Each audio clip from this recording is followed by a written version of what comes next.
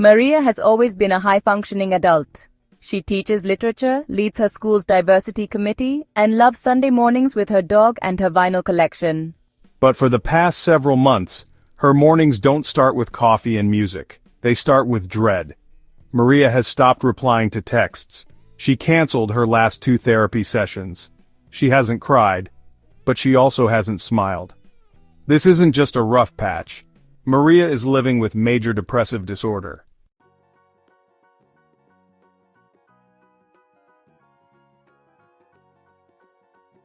The DSM-5 defines major depressive disorder, or MDD, as a condition characterized by a period of at least 2 weeks where an individual experiences either a depressed mood or a loss of interest or pleasure in nearly all activities. To meet the criteria for diagnosis, an individual must experience 5 or more of the following symptoms during the same 2-week period, representing a change from previous functioning depressed mood most of the day, nearly every day. Markedly diminished interest or pleasure in all or almost all activities. Significant weight loss when not dieting or weight gain or decrease or increase in appetite. Insomnia or hypersomnia. Psychomotor agitation or retardation. Fatigue or loss of energy. Feelings of worthlessness or excessive guilt. Diminished ability to think or concentrate. Recurrent thoughts of death. Suicidal ideation or suicide attempt. These symptoms must cause clinically significant distress or impairment in social, occupational, or other important areas of functioning, and cannot be better explained by another medical condition or substance.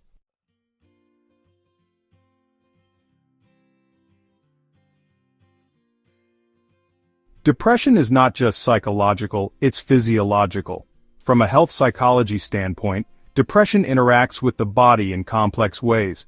The hypothalamic pituitary adrenal, or HPA, axis becomes overactive, increasing cortisol production and disrupting circadian rhythms. Neuroimaging reveals reduced volume in the hippocampus, a brain area involved in memory and emotion regulation. People with MDD are at increased risk for cardiovascular disease, obesity, diabetes, and chronic pain syndromes. Depression disrupts sleep architecture, reducing restorative slow-wave sleep and increasing early morning awakenings. Fatigue and lethargy are not just subjective, they reflect dysregulation in neurotransmitters such as dopamine, serotonin, and norepinephrine. Depression is also behaviorally reinforced. Individuals begin withdrawing from rewarding activities, reducing exposure to dopamine-producing events. Over time, this absence of positive reinforcement deepens the depressive episode.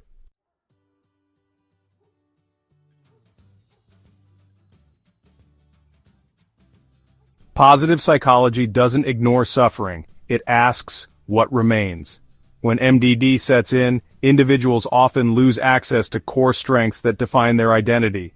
These may include hope, the belief that tomorrow can be different; gratitude, the ability to recognize the good, even in small things; self-compassion, treating oneself with kindness instead of blame; meaning, connection to a purpose larger than the self; resilience, the capacity to rebound after hardship.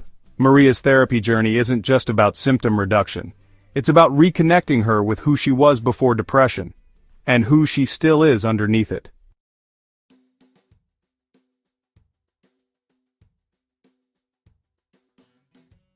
Depression filters everything through a lens of failure and hopelessness. CBT helps us learn how to change that filter. We'll take this 1 week at a time. 16-week CBT plan, weeks 1 to 2, psychoeducation and alliance building. Maria learns about the biology of depression, the CBT model, and tracks her mood daily. Her therapist introduces the idea that thoughts, behaviors, and emotions are interconnected. Weeks 3 to 5. Identifying and challenging thoughts. Maria keeps a thought journal. She identifies core beliefs such as "I'm a burden" and "I'm broken." In session, they review evidence for and against these beliefs. I always assume people are annoyed with me. But when I look at my messages, they're still checking in. Right, that means your brain is telling one story, but the data tells another. Weeks 6 to 8. Behavioral activation and problem solving. Maria schedules 1 pleasurable and 1 mastery activity each day, walking her dog and reading for 20 minutes. They troubleshoot barriers to motivation using a 5-minute rule. Just start the task for 5 minutes. No pressure to finish. Weeks 9 to 11, core belief work and coping skills. They explore deeper schemas. I'm unworthy unless I'm productive. She begins challenging perfectionistic thinking and practices compassionate self-talk. Weeks 12 to 14, relapse prevention and resilience planning. Maria maps out her warning signs and strengths. She builds a resilience toolkit that includes journaling, movement, and contacting her support network. Weeks 15 to 16, reflection and future planning. Maria reviews her progress, including a letter she wrote to her past self. She plans ongoing therapy goals around meaning-making and rediscovery. I still have low days, but they don't own me. I have tools now, and I have me.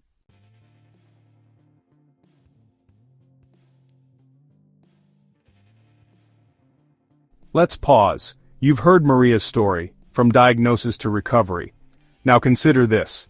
What distorted thoughts did Maria have? How would CBT help her reframe them? I noticed Maria's belief that she was a burden.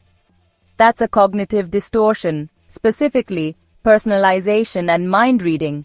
She assumed others saw her as a problem, without evidence. CBT helped her check the facts by comparing her beliefs to her friends' actual messages. She also had all-or-nothing thinking, like either she was productive or she was worthless. Her therapist used behavioral activation to help her find value in small actions again, like reading or walking. That built her sense of competence back up. Good. Depression tells people they've lost themselves. CBT and positive psychology help them reclaim their internal strengths through small, consistent acts of courage.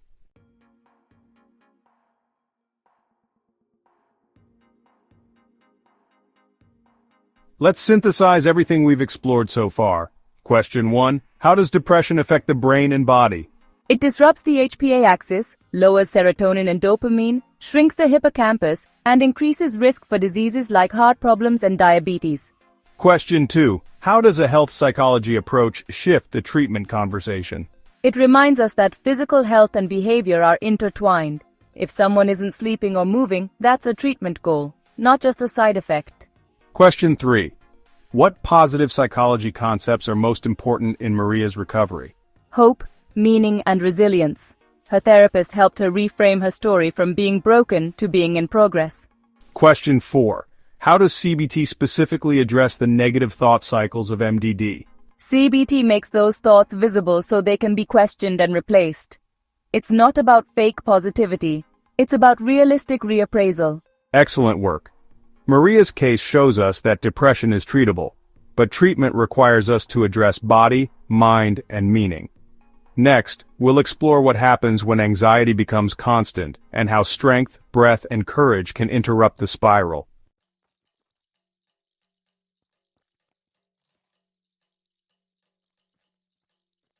Jordan is a 22-year-old senior in college. On paper, they're doing fine. They're on track to graduate with honors. They're involved in 3 clubs. Their professors call them driven, but no one sees the hours Jordan spends rereading emails, fearing they made a mistake. No one hears the racing thoughts at 3 a.m. What if I said something weird in class?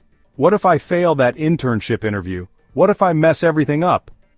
Jordan is living with generalized anxiety disorder, a silent, slow-burning form of fear.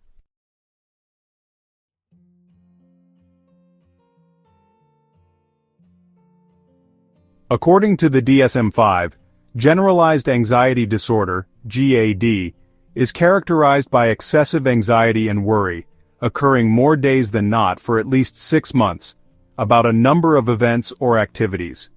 The person finds it difficult to control the worry, and the anxiety is associated with 3 or more of the following 6 symptoms: restlessness or feeling keyed up or on edge, being easily fatigued, difficulty concentrating or mind going blank, irritability, muscle tension, sleep disturbance, difficulty falling or staying asleep, or restless, unsatisfying sleep.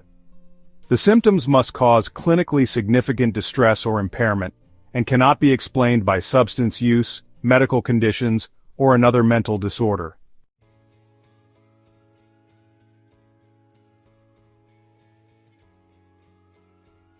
GAD doesn't just live in the mind, It occupies the body.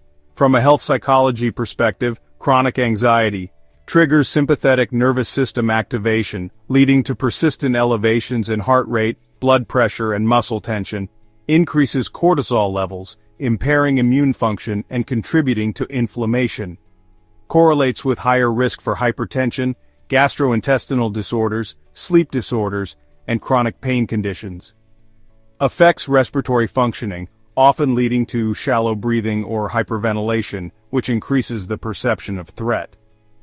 Behaviorally, JD can lead to avoidance of uncertainty, over-preparation that reinforces worry, sleep deprivation, which worsens emotional regulation, health anxiety, as people misinterpret bodily sensations as catastrophic signs. Health psychology encourages us to treat GAD holistically, addressing physical symptoms, behavior, and stress physiology alongside thoughts.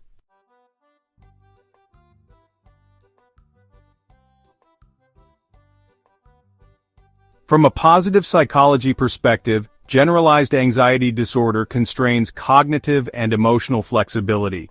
It narrows one's focus to avoid threat, leaving little room for gratitude, the ability to focus on what is stable and supportive, self-efficacy, confidence in one's ability to cope, mindfulness, present moment awareness without judgment, resilience, adaptive recovery from adversity and courage, the willingness to act in spite of fear. Jordan's therapy is not just about eliminating worry, it's about rebuilding trust in the self. It's about learning that life can be uncertain and still okay.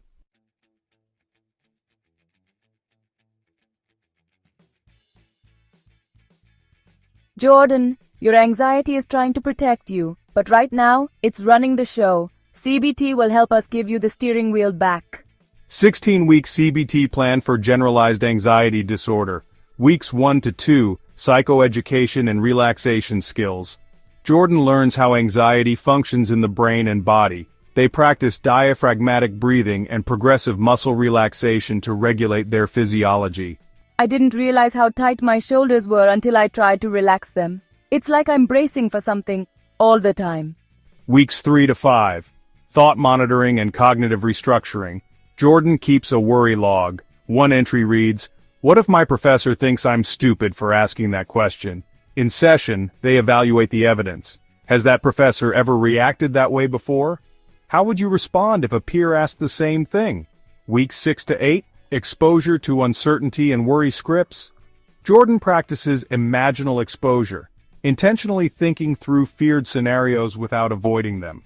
They create worry scripts, guided mental narratives where they visualize anxiety-inducing situations and rehearse coping. It felt horrible at first, but after a few days, my fear of the thought was worse than the thought itself. Weeks 9 to 11, behavioral experiments and coping skills.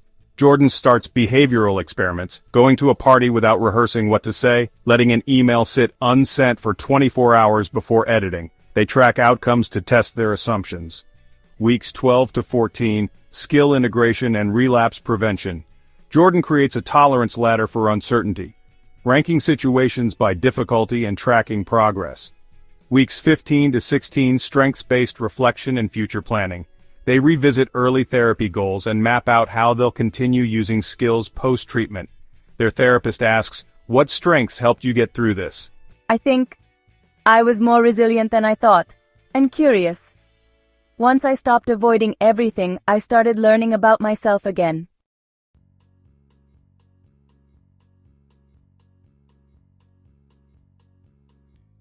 Let's pause and reflect on Jordan's journey. What automatic thoughts fueled Jordan's anxiety, and how did CBT help them respond differently?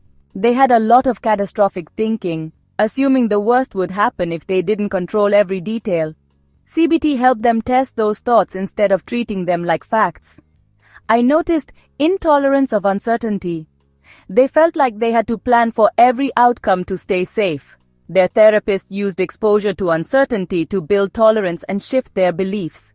Right, anxiety tells us that control is safety. CBT and positive psychology teach us that self-trust and flexibility are stronger forms of security.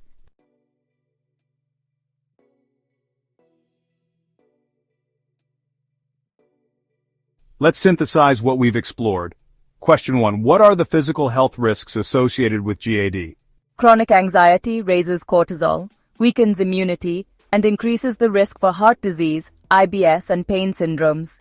It's not just mental, it shows up everywhere. Question 2. How does CBT help people manage excessive worry? CBT teaches them to track and challenge their thoughts, practice exposure to feared ideas, and replace avoidance with active coping. It breaks the cycle. Question 3. What strengths-based tools did Jordan rediscover? Self-efficacy and resilience. They realized they could handle uncomfortable thoughts without shutting down. Question 4. How does positive psychology enhance the treatment of GAD? It adds practices like gratitude and mindfulness. It focuses on what's still strong, not just what's going wrong. Excellent. GAD limits the mind's horizon. Treatment helps stretch it open again, slowly and with purpose. In our next module, we'll look at trauma. Not just what breaks a person, but what healing might look like when trauma is faced with skill, science, and care.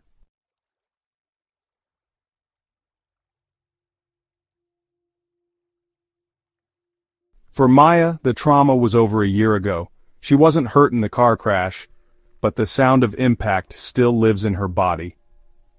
Even today, when a truck brakes too hard behind her, her chest locks. Her hands go cold. She avoids the street where it happened. She hasn't driven in months. She double-checks locks, doesn't sleep through the night, and startles when people enter a room too quietly.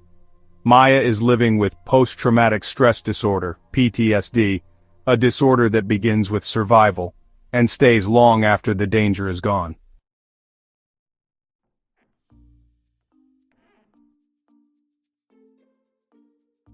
The DSM-5 defines PTSD as a trauma and stressor-related disorder that can develop following exposure to actual or threatened death, serious injury, or sexual violence. Exposure may occur through direct experience witnessing it in person. Learning that the event occurred to a close family member or friend, repeated exposure to aversive details of traumatic events, such as first responders. To meet diagnostic criteria, the individual must experience intrusion symptoms, like flashbacks, distressing memories, and nightmares, avoidance of trauma-related stimuli, including people, places, and conversations, negative alterations in cognition and mood, such as guilt, detachment, and distorted blame, alterations in arousal and reactivity, like hypervigilance, exaggerated startle response, sleep disturbance, and irritability. These symptoms must last for more than 1 month, cause clinically significant distress or impairment, and cannot be due to another condition or substance.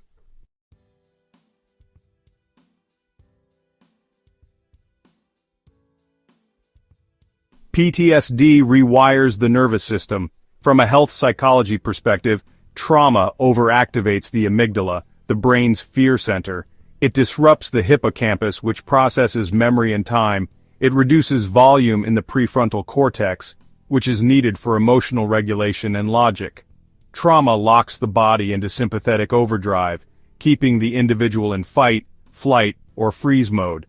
It elevates cortisol and adrenaline long after the threat is gone, impairing immune function, digestion, cardiac regulation, and sleep. Somatic symptoms are common migraines, muscle pain, fatigue, and gastrointestinal distress. Health psychology reminds us that trauma is not all in the head, it lives in the body.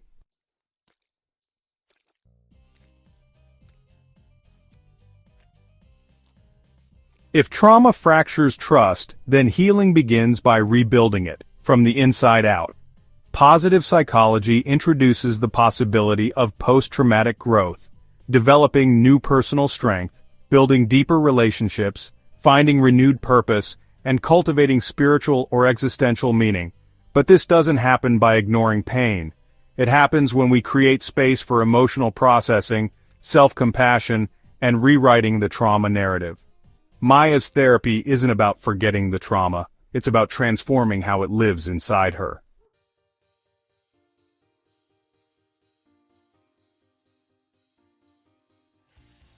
Maya, PTSD is a perfectly normal response to an abnormal event. You're not broken, you survived.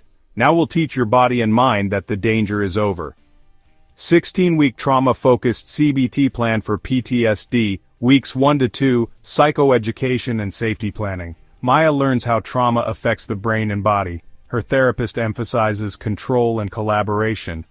They create a grounding toolkit with coping strategies for flashbacks and dissociation. Sometimes it feels like I'm back in the car. My whole body tenses and I can't breathe. I know I'm not there, but it feels like I am. Weeks 3 to 5, coping skills and emotion regulation. Maya practices box breathing, 5-4-3-2-1 sensory grounding, and body scanning. They develop a safety plan and begin tracking triggers. Weeks 6 to 8, exposure therapy and trauma narrative. Maya begins imaginal exposure, revisiting the memory in a controlled setting, processing it in small, supported pieces. Her therapist guides her through writing a trauma narrative, helping re-establish control over the memory. I remember the sound of metal, but this time, I'm not powerless. I'm here. I'm safe. I can choose what happens next. Weeks 9 to 11. Cognitive restructuring and belief repair. Maya challenges distorted beliefs like, it was my fault or I should have done more. She identifies protective factors that helped her survive. Weeks 12 to 14, restoring connection and strengths work. Therapy focuses on relationships, vulnerability, and re-engaging with life. Maya explores values clarification, identifying purpose beyond the trauma. Weeks 15 to 16, relapse prevention and growth planning. Maya writes a letter to my future self, outlining her triggers, coping tools, and a hope statement. I can't erase what happened, but I'm not just what happened to me. I'm what I chose to do afterward.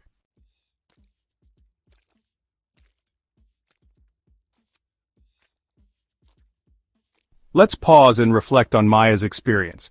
What are the key components of PTSD, and how did trauma-focused CBT help Maya reprocess her story? Student Voice 1, Sam. PTSD includes re-experiencing, avoidance, negative mood, and hyperarousal. Maya had all of those, like flashbacks and startle response. Student Voice 2, Amira.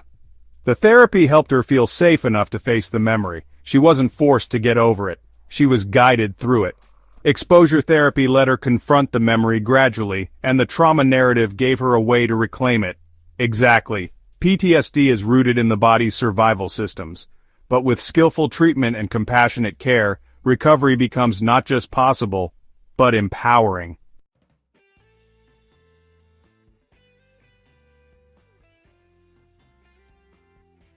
Let's bring it all together. Question 1. What brain structures are altered in PTSD? Student Voice, Omar. The amygdala becomes overactive, the hippocampus shrinks, and the prefrontal cortex gets weaker, so people are more reactive and less able to regulate emotions. Question 2. How does a health psychology approach change our understanding of trauma? Student Voice, Jesse. It helps us see trauma in the whole person. Like how it affects sleep, digestion, pain, and the immune system, we have to treat the body, not just the story. Question 3. What role does positive psychology play in recovery? Student Voice, Luis. It focuses on growth, like rediscovering meaning, strength, and connection after trauma. It's not about pretending things are okay, it's about finding what survived. Question 4. How does CBT support empowerment in PTSD treatment? Student Voice, Rena. It gives structure and tools. Clients reframe guilt, face their triggers safely, and rebuild their lives step by step. It helps people stop avoiding and start healing. Well done. PTSD doesn't define a person. But the path they walk after trauma, that's where the story of healing begins. In our next module, we'll meet someone battling obsessions and compulsions, and discover what happens when fear becomes a ritual, and how we interrupt that cycle.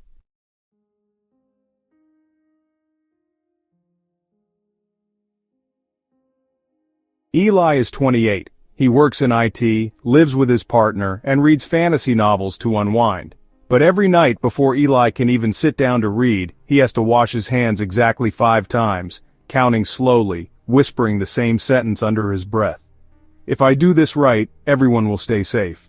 If he loses track of the count or doesn't get the right feeling, he starts over. Some nights it takes 45 minutes. Eli isn't choosing this, he's trying to stop a fear that won't stop itself. Eli is living with obsessive-compulsive disorder, a condition where the brain gets caught in a relentless cycle of anxiety and ritual.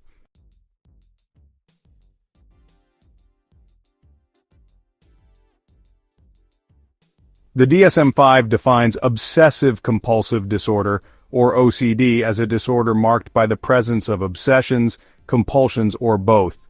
Obsessions are intrusive and unwanted thoughts, urges, or images that cause marked anxiety or distress. Individuals attempt to suppress or neutralize them through some other thought or action, which we call a compulsion. Compulsions are repetitive behaviors, like hand-washing or checking, or mental acts, such as counting or praying, that a person feels driven to perform in response to an obsession or according to rigid rules.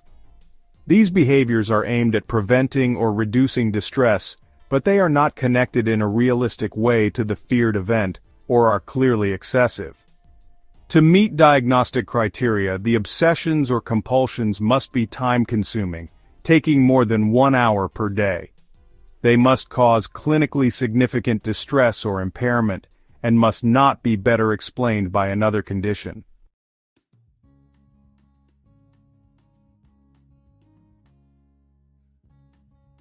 OCD involves distinct disruptions in both neural circuitry and behavioral regulation. From a health psychology lens, OCD is associated with dysfunction in the cortico-striato-thalamocortical, or CSTC circuit, a loop in the brain that handles decision-making, emotional regulation, and habit formation. There's also overactivation in the orbitofrontal cortex, which is involved in detecting errors and evaluating threats.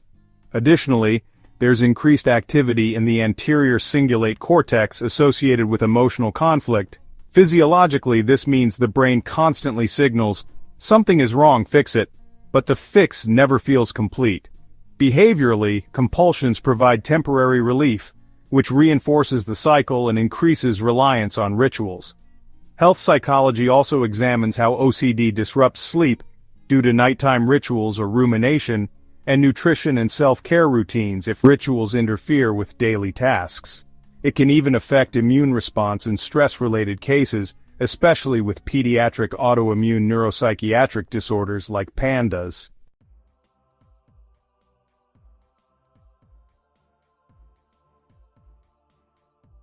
From a positive psychology perspective, OCD dulls flexibility and freedom. It overwhelms curiosity, creativity, and present-moment awareness. But beneath the disorder, many individuals possess strong values, often centered on safety, responsibility, or morality. A deep sense of care for others, high levels of persistence, commitment, and ethical awareness. Recovery is not about eliminating sensitivity. It's about transforming that sensitivity into adaptive courage, and helping the client reclaim their time, mind, and relationships.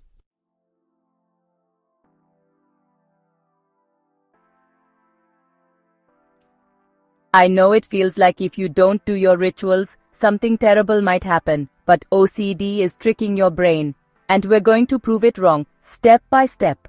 16-week CBT ERP plan for OCD weeks. 1 to 2, psychoeducation and hierarchy building. Eli learns about the OCD cycle, obsession, anxiety, compulsion, relief, repetition. Together, he and his therapist build a fear hierarchy, rating situations that provoke obsessional anxiety, like touching doorknobs or resisting hand-washing. I know it doesn't make sense, but the moment I stop counting, I get this flash of panic, like someone I love is going to die. Weeks 3 to 5. Begin exposure and response prevention, ERP. Eli starts with low-level exposures, touching contaminated objects without washing. The therapist supports him through response prevention, delaying or resisting rituals. You're going to sit with the anxiety, not fight it, just let it rise and fall, like a wave. Week 6 to 8 maintain ERP and introduce cognitive restructuring. Eli starts challenging thoughts like, if I don't do the ritual, I'm responsible for something bad happening. They explore probability over certainty and discuss magical thinking. Weeks 9 to 11 expand exposure targets and strengths rebuilding. They tackle mid-level exposures such as touching his partner's belongings or resisting mental reviewing. Eli begins scheduling meaningful, non-ritualized routines, reading, art, and mindfulness walks. Weeks 12 to 14, generalization, and value-based living. The focus shifts toward value-based decision-making rather than avoidance-based living. Eli learns to tolerate uncertainty as part of real life, not something to eliminate.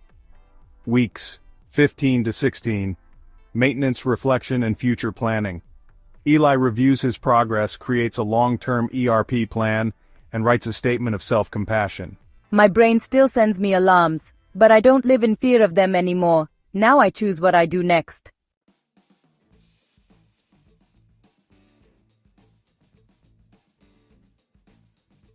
Let's pause to examine Eli's journey. What was maintaining Eli's OCD cycle, and how did ERP help him disrupt it?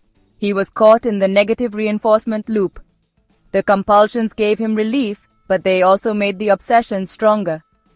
ERP helped him break the cycle by resisting the rituals and learning that the feared outcome didn't happen.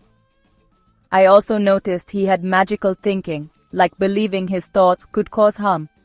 Cognitive restructuring helped challenge those beliefs, and ERP gave him direct proof that he could handle anxiety without rituals. Good observations. OCD often distorts responsibility and risk. Therapy restores freedom by restoring evidence-based thinking, emotional tolerance, and values-based living.